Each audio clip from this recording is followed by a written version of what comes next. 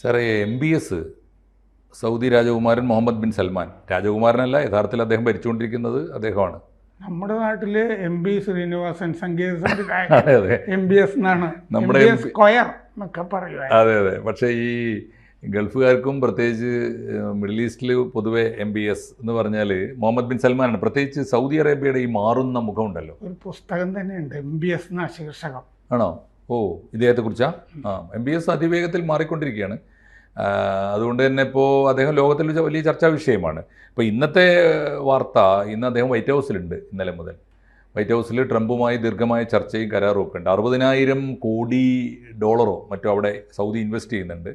അമേരിക്കയുടെ ഒരു നട്ടല്ലൊടിഞ്ഞിരിക്കുന്ന സാഹചര്യത്തിൽ അത്തരം ഇൻവെസ്റ്റ്മെൻറ്റൊക്കെ അവർക്ക് വലിയ ഗുണം ചെയ്യും. ഒന്ന്. രണ്ട്, F-35 യുദ്ധവിമാനങ്ങൾ സൗദി അമേരിക്കയിൽ നിന്ന് വാങ്ങാൻ തീരുമാനിച്ചിട്ടുണ്ട്. 48 എണ്ണം വാങ്ങാനുള്ള കരാറായി എന്നാണ് ഇപ്പോൾ ഒടുവിൽ അറിയുന്നത്. അപ്പോൾ ഇതുണ്ടാക്കുന്ന പെൻറ്റഗൺ തന്നെയും ഈ കരാറിനെ വലിയ ഉത്കണ്ഠയോടെയാണ് കാണുന്നത്, കൺസേണോടൊക്കെ. ഒരുപാട് കാരണങ്ങളുണ്ട് അതിന്. ഗൾഫ് മേഖലയിൽ ഇത് ഉണ്ടാക്കുന്ന പ്രശ്നങ്ങളുണ്ടല്ലോ, നമുക്ക് ചർച്ച ചെയ്യേണ്ടതാണ്. സാർ, അതിൻ്റെ ഡീറ്റെയിൽസ് ഒന്ന് പറയൂ. അതായത് നേരത്തെ പറഞ്ഞ പോലെ സാധാരണഗതിയിൽ അമേരിക്കൻ പ്രസിഡന്റുമാർ അവിടുത്തെ കീഴ്വഴക്കമൊക്കെ പ്രസിഡന്റായി സത്യപ്രതിജ്ഞ ചെയ്ത് കഴിഞ്ഞാൽ ആദ്യത്തെ യാത്ര ബ്രിട്ടനിലേക്കായിരിക്കും സാധാരണഗതിയിൽ. കീഴ്വഴക്കമൊക്കെ അങ്ങനെയാണ്. പക്ഷെ ട്രംപ് ആദ്യ ഊഴത്തിലും അദ്ദേഹം അത് തെറ്റിച്ചിരുന്നു. അദ്ദേഹത്തിന്റെ ആദ്യ യാത്ര സൗദിയിലേക്കും പിന്നെ ഖത്തറിലേക്കുമായിരുന്നു. ആദ്യ യാത്ര സൗദിയിൽ തന്നെ. അപ്പോൾ 600 ബില്യൺ നിക്ഷേപിക്കണം, ഇൻവെസ്റ്റ് ചെയ്യണം എന്നൊക്കെ ആവശ്യപ്പെട്ടിരുന്നു. അപ്പോൾ അമേരിക്കയുമായിട്ടുള്ള ബന്ധം അത്ര ഗുണമല്ലായിരുന്നു സൗദിക്ക്. എന്താണെന്ന് വെച്ചാൽ ജമാൽ ഖഷോഗി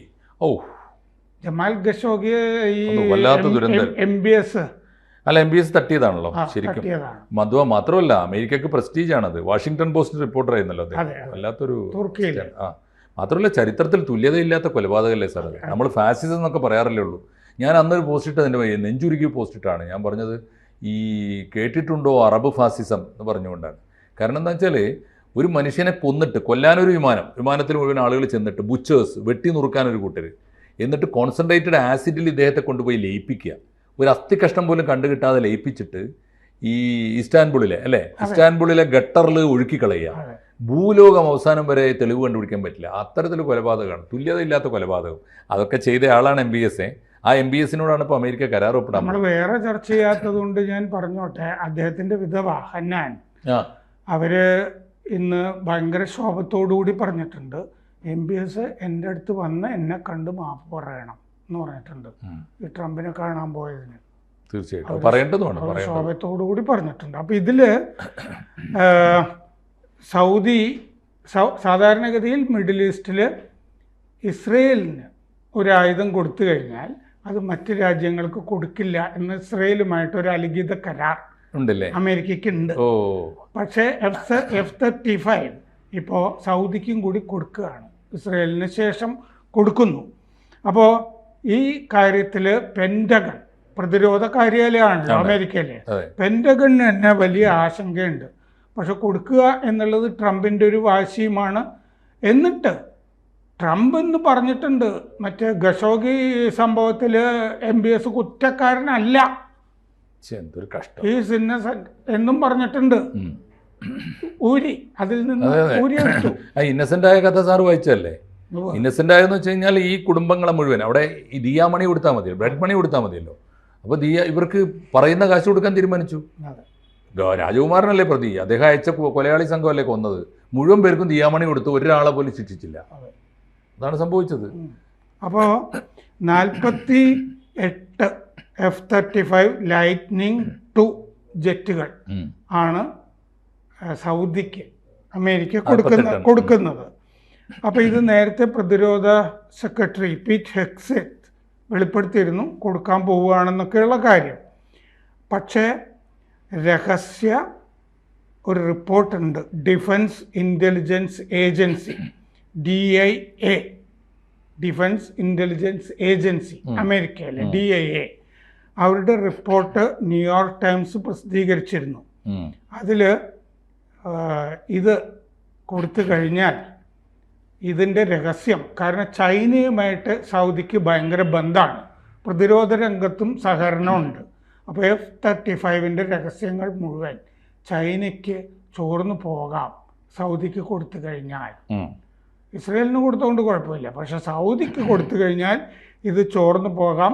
F-35 സാങ്കേതിക വിദ്യ ലീക്ക് ചെയ്യാം എന്നുള്ള ഒരു സംശയം അവിടുത്തെ ഡിഫൻസ് ഇൻ്റലിജൻസ് ഏജൻസി പെൻറ്റഗണ് റിപ്പോർട്ട് ചെയ്തിട്ടുണ്ട്. ഇത് ന്യൂയോർക്ക് ടൈംസും പ്രസിദ്ധീകരിച്ചിരുന്നു. അപ്പോൾ സൗദി അമേരിക്കയുടെ ഏറ്റവും ഉയർന്ന കച്ചവടക്കാരിൽ ഒരാളാണ്, ടോപ്പ് ബയർ ഈ വക ആയുധങ്ങളുമൊക്കെ വാങ്ങുന്നത്. അതേസമയം സൗദി ചൈനയിലെ പ്രതിരോധ കമ്പനികളുടെ നല്ല പുസ്തകത്തിലാണ് സൗദി ഉള്ളത്. ചൈനയിൽ നിന്നും ധാരാളം ആയുധങ്ങൾ വാങ്ങുന്നു. ഷോർട്ട് റേഞ്ച് ബാലിസ്റ്റിക് മിസൈലുകൾ ചൈനയിൽ നിന്ന് വാങ്ങുന്നുണ്ട്. ഇനി ലോങ് റേഞ്ച് ബാലിസ്റ്റിക് മിസൈലിലേക്കും കടക്കും എന്നുള്ള അവസ്ഥയുണ്ട്. ഇത് സംയുക്ത നിർമ്മാണം സൗദിയും ചൈനയും തമ്മിൽ നടത്താനുള്ള സാധ്യതകളുണ്ട്. പിന്നെ അതുപോലെ തന്നെ സാങ്കേതിക വിദ്യ കൈമാറാനുള്ള ടെക്നോളജി ട്രാൻസ്ഫറിനും ഈ മിസൈലുകളുടെ സാധ്യതകളുണ്ട് എന്ന് റിപ്പോർട്ടുകളിലുണ്ട്. 2020 ട്രംപ് ഈ F-35 കരാറിൻ്റെ ഒരു വക്കിൽ എത്തിയതാണ് സൗദി. ഇപ്പോഴാണ് നടക്കുന്നത്. അന്ന് എബ്രഹാം ഉടമ്പടി പ്രകാരം UAEക്ക് F-35 കൊടുക്കാം എന്നുള്ള ഒരു നടപടികളുണ്ടായിരുന്നു. UAEയും ഇസ്രയേലും തമ്മിൽ നല്ല ബന്ധം ആവുകയാണല്ലോ അബ്രഹാം ഉടമ്പടി വഴി. 2020 അതെ, പക്ഷേ ആ കരാറ് ബൈഡൻ 2021 റദ്ദാക്കി. അത് കൊടുത്തില്ല, UAEക്ക് കൊടുത്തില്ല. അപ്പോൾ കിട്ടുന്നത് സൗദിക്കാണ്. അപ്പോൾ ചൈന ഇപ്പോൾ വലിയൊരു പ്രശ്നം തന്നെയാണ് ഈ F-35 ടെക്നോളജി സൗദി കൊടുക്കുമോ എന്ന് പറഞ്ഞിട്ട്. ഇസ്രയേലൊക്കെ ടെക്നോളജി എങ്ങനെയാണെന്നറിയാൻ പാടിത്തിരുന്നത്. ഇസ്രയേൽ പണ്ട് ഞാൻ ഇവിടെ ഒരു ചർച്ചയിൽ പറഞ്ഞിട്ടുണ്ട്, മിഗ് മറ്റേ ഇറാഖിന് കൊടുത്തിട്ടുണ്ടല്ലോ റഷ്യ. മൊസാദ് എന്ത് ചെയ്തു എന്ന് വെച്ച് കഴിഞ്ഞാൽ ഒരു മിഗ് ഇറാഖിൽ നിന്ന് തട്ടിക്കൊണ്ടുപോയി. എന്നിട്ടാണ് ടെക്നോളജി പഠിക്കുകയൊക്കെ ചെയ്തത്. അപ്പോൾ ഈ MBS ചർച്ചയൊക്കെ നടത്തി ഇപ്പോൾ F-35 കിട്ടുന്നു, മറ്റ് കരാറുകളൊക്കെ ആയിട്ടുണ്ട്. അപ്പോൾ ട്രംപ് ഇനിയിപ്പോൾ ഈ ചർച്ചയിലെ MBSനോട് ഇസ്രയേലുമായിട്ടുള്ള ബന്ധം ഒന്ന് നന്നാക്കണം എന്ന് ആവശ്യപ്പെടും എന്ന് റിപ്പോർട്ടുകളിൽ ഉണ്ടായിരുന്നു. ആവശ്യപ്പെട്ടിട്ടുണ്ടാകാം. സൗദി പക്ഷേ അതിന് വഴങ്ങാൻ സാധ്യത വളരെ കുറവാണ്. വഴങ്ങിയിട്ടില്ല എന്നും വാർത്തയുണ്ട്. കാരണം ആ ഖത്തറിൽ ആക്രമണം നടന്നല്ലോ ഇസ്രയേലിൻ്റെ. അതിനുശേഷം വഴങ്ങുന്നത് അത്ര ഭംഗിയല്ല. 2018 ശേഷം ഇപ്പോൾ ഈ 40 വയസ്സുള്ള MBS ആദ്യമായിട്ടാണ് US പോകുന്നത്, ആ ഖഷോഗി സംഭവത്തിന് ശേഷം.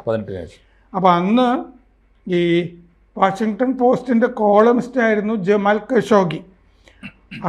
600, അപ്പോൾ അതൊക്കെ മാറി ഇപ്പോൾ 600 ബില്യൺ നിക്ഷേപം MBS കൊടുക്കാം എന്ന് പറഞ്ഞതോടുകൂടി മെയ്യിലാണ് ട്രംപ് പോയി MBSുമായിട്ട് ചർച്ച ചെയ്ത് കരാറിലൊക്കെ ഒപ്പിട്ടത്. അപ്പോൾ 3 ദിവസമാണ് ഇത്തവണത്തെ സന്ദർശനം. ഇപ്പോൾ MBS അമേരിക്കയിലുണ്ടല്ലോ. മറ്റേ ട്രംപിനെ കണ്ടു. മറ്റേ സന്ദർശനങ്ങൾ സാധാരണഗതിയിൽ അതിൻ്റെ ഡീറ്റെയിൽസൊക്കെ രഹസ്യമായിട്ട് വെക്കാറാണ് പതിവ് MBS. അപ്പോൾ ഊർജ കരാർ, AI ആർട്ടിഫിഷ്യൽ ഇൻ്റലിജൻസ്, അതുമായി ബന്ധപ്പെട്ട കരാറുകളുമൊക്കെ ഉണ്ട്. അപ്പോൾ ട്രംപ് ഈ അബ്രഹാം ഉടമ്പടിയിൽ സൗദിയും ഒപ്പുവെക്കണം എന്ന് ആവശ്യപ്പെട്ടിരിക്കാൻ സാധ്യതയുണ്ടെന്ന് റിപ്പോർട്ടുകളിലുണ്ട്. വിഷൻ 2030 എന്ന് പറഞ്ഞൊന്ന് MBSനുണ്ട്, സൽമാൻ രാജകുമാരനുണ്ട്. അപ്പോൾ ഈ സിറിയയിൽ അസദിനെ കളഞ്ഞതിൽ MBSന് വലിയ പങ്കുണ്ടെന്നാണ് പറയുന്നത്. അത് കഴിഞ്ഞ് സിറിയക്കെതിരെ US ഉപരോധം പിൻവലിച്ചല്ലോ ട്രംപ് സിറിയക്കെതിരെ, അതും MBS പറഞ്ഞിട്ടാണ് എന്ന് റിപ്പോർട്ടുകളുണ്ട്. അത് കഴിഞ്ഞിപ്പോൾ MBS ചെല്ലുന്നതിന് മുമ്പ് സിറിയൻ പ്രസിഡന്റിനെ ട്രംപ് കണ്ടല്ലോ, അതും MBS ആവശ്യപ്പെട്ടിട്ടാണ് എന്ന റിപ്പോർട്ടുകളിൽ പറയുന്നുണ്ട്. അഹമ്മദ് അൽ ഷാരയെ കണ്ടത്. തുർക്കിയെ ഈ F-35 കച്ചവടത്തിൽ നിന്ന് 2019 അമേരിക്ക നീക്കിയിരുന്നു. F-35 കൊടുക്കുന്നില്ല എന്ന് തീരുമാനിച്ചിരുന്നു. എന്താണെന്ന് വെച്ചാൽ അന്ന് S-400 മിസൈൽ സിസ്റ്റം റഷ്യയിൽ നിന്ന് തുർക്കി വാങ്ങി. അതുകൊണ്ടാണ് തുർക്കിയെ ഒഴിവാക്കുന്നത്. ഇത് വലിയ മാറ്റമാണ്. ഇസ്രയേലിനല്ലാതെ മിഡിൽ ഈസ്റ്റിൽ വേറൊരു രാജ്യത്തിനും കൂടി F-35 കിട്ടുന്നു എന്നുള്ളത്. ആ കിട്ടുന്നതിൻ്റെ കൂടെ പെൻറ്റഗണ് ആശങ്കയും ഉണ്ട്. തീർച്ചയായിട്ടും ഉണ്ട്. ഇത് മാറ്റം എന്ന് പറയുന്നത് ലോക രാജ്യങ്ങളുടെ തമ്മിൽ രാജ്യ സമുച്ചയങ്ങളൊക്കെ തമ്മിലുള്ള പ്രധാനപ്പെട്ട ഒരു മാറ്റം തന്നെയാണ്. ഒന്നാമത്തെ കാര്യം, അമേരിക്കയുടെ സാമ്പത്തിക പ്രതിസന്ധിക്ക് ഇപ്പോൾ ആരുടെയും സഹായം ആവശ്യമുണ്ട്.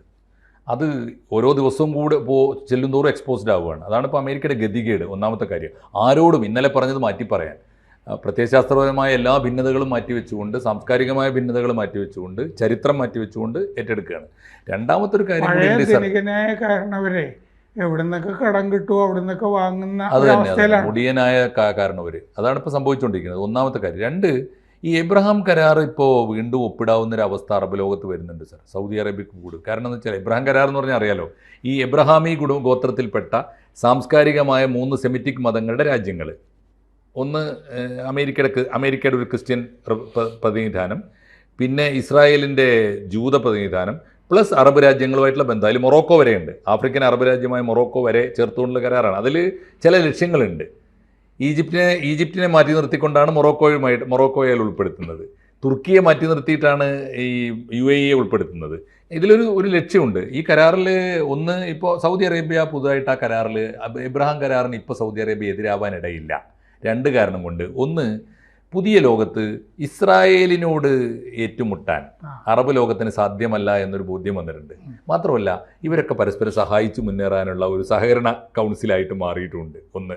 രണ്ടാമത്തെ കാര്യം, സൗദി ഒപ്പിടുന്നതാണ് നല്ലത്. എന്താണെന്ന് വെച്ച് കഴിഞ്ഞാൽ ഇറാൻ അപ്പുറത്ത് കിടപ്പുണ്ട്. അതാ കറക്റ്റാണ് സാർ പറഞ്ഞത്. ഞാൻ അതാണ് പറയാൻ വന്നത്. അപ്പുറത്ത് സൗദി ഇനി ലക്ഷ്യം വെക്കുന്നത്, അല്ലെങ്കിൽ സൗദി ഉത്കണ്ഠയോടെ കാണുന്നത് 2 പ്രധാനപ്പെട്ട അറബ് ലോകത്തെ ശത്രുക്കളെയാണ്. ഒന്ന് ഇറാനാണെങ്കിൽ മറ്റൊന്ന് തുർക്കിയാണ്.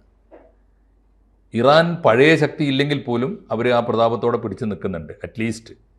രണ്ടാമത്, തുർക്കി പുതിയൊരു ശക്തിയായി വളർന്നു വരും. തുർക്കി സൗദിക്ക് വിരുദ്ധമായ ഒരു ശക്തിയായിട്ട് ബാക്കിയെല്ലാ ഇസ്ലാമിക രാജ്യങ്ങളെയും തടുത്തുകൂട്ടി ഖലീഫ ആകാനുള്ള ശ്രമം ഉണ്ട് സർ. വംശീയമായ വ്യത്യാസമുണ്ട്. തുർക്കി ഒരു സുന്നി രാജ്യമാണ്, പഴയ സുന്നി സൂഫി കൾച്ചറിൻ്റെ രാജ്യമാണ്. ഇറാനാണെങ്കിൽ ഷിയ രാജ്യമാണ്. ഇവർ വഹാബി ഇസ്ലാമാണ്. ഇത് മൂന്ന് ലോകത്താണ്. 3 ഇസ്ലാമികമായി 3 ധ്രുവങ്ങളിൽ ജീവിക്കുന്നവരാണ്. അതുകൊണ്ട് സൗദിയുടെ ഉന്നം വളരെ കൃത്യമാണ്. അതുകൊണ്ട് ഇപ്പോൾ ഏത് കരാർ വെച്ചാലും അമേരിക്ക അംഗീകരിക്കുന്ന ഒരു അവസ്ഥയുമാണ് ഉള്ളത്. അതുകൊണ്ട് ഈ കരാറിന് ഇപ്പോൾ നമ്മൾ ചർച്ച ചെയ്ത് വരുമ്പോൾ ഒരുപാട് മാനങ്ങളുള്ള ഒരു കരാറാണ് MBS പോയി ട്രംപുമായി ഒപ്പുവെച്ചിരിക്കുന്നത്. അതിൻ്റെ അനന്തരഫലങ്ങൾ ഇനി അത് നമ്മൾ പല കോണുകളിലായിട്ട് കാണാൻ പോകുന്നതേ ഉള്ളൂ. ഞങ്ങൾ F-35 തരാം, നിങ്ങൾ കരാറിൽ ഒപ്പിടുന്നായിരിക്കും എന്നാണ് എൻ്റെ മലയാളം. ശരിക്കും അത് സംഭവിക്കാൻ പോകുന്നതേ ഉള്ളൂ. F-35 വേറൊരു കാര്യം കൂടി കൂട്ടത്തിലുണ്ട്. ഉള്ളിൻ്റെ ഉള്ളിൽ നമ്മൾ കാണേണ്ട ഒരു മന്ത്രം പോലെ കേട്ടുകൊണ്ടിരിക്കുന്ന ഒരു സംഗതി, ഇസ്രായേലും അമേരിക്കയും തമ്മിൽ അത്ര സുഖത്തിലല്ല എന്നാണ്. അതത്ര സുഖത്തിലല്ല. അതുകൂടി ഉണ്ട് ഇതിനകത്ത്. ഇസ്രായേലിനോട് ചോദിക്കാതെ, അല്ലെങ്കിൽ ആ കരാറ് പാലിക്കണ്ടേ സർ? ജെന്റിൽമാൻ അഗ്രിമെൻ്റ് അല്ലേ? ഒരു ആയുധം അങ്ങേക്ക് തരുമ്പോൾ അങ്ങയുടെ ശത്രുവിന് അല്ലെങ്കിൽ ശത്രുവാകാൻ ഇടയുള്ള ഒരാൾക്ക് അത് കൊടുക്കാൻ പാടില്ലല്ലോ. അത് പാലിച്ചില്ല എന്ന് പറഞ്ഞാൽ ഇസ്രായേൽ കഴിഞ്ഞ കുറേ കാലമായി അമേരിക്ക പറയുന്നൊന്നും ഇസ്രായേൽ കേൾക്കുന്നില്ല. അതുകൊണ്ട് തന്നെ ഇസ്രായേലിനോടുള്ള എഗ്രിമെൻ്റ് ഇനി അങ്ങനെ പാലിക്കേണ്ടതില്ല എന്നൊരു തോന്നലും ട്രംപ്. അപ്പോൾ ഇസ്രായേലിനെ വെട്ടി ഇസ്രായേലിനെ വെട്ടി MBSനെ എടുത്തു എന്ന് വേണം പറയാൻ. കൂടുതൽ വാർത്തകളും വിശേഷങ്ങളും നിങ്ങളിലേക്ക് എത്താൻ ABC മലയാളം സബ്സ്ക്രൈബ് ചെയ്യുക, ബെൽ ബട്ടണും അമർത്തുക.